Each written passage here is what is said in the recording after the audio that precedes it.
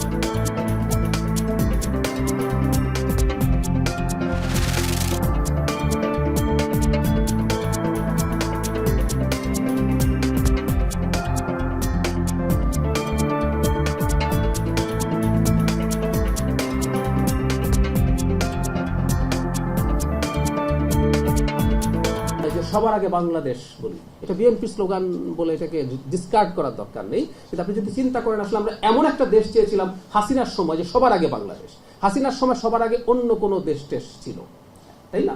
কিন্তু আমরা বলছি সবার আগে বাংলাদেশ। আমরা যে কোনো রাজনৈতিক মতাদর্শের মানুষ এভাবে ভাবতে পারি।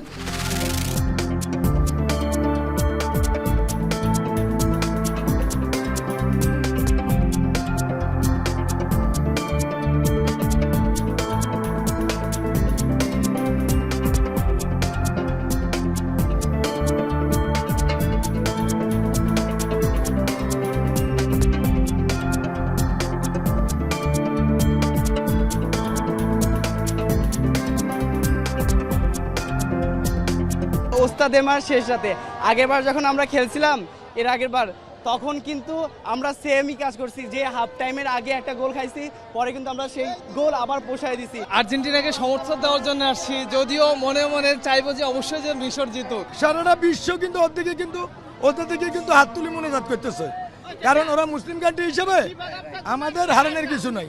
আমরা আশা আছি যে আমরা গোল করব, দ্বিতীয়ার্ধে অবশ্যই গোল করব।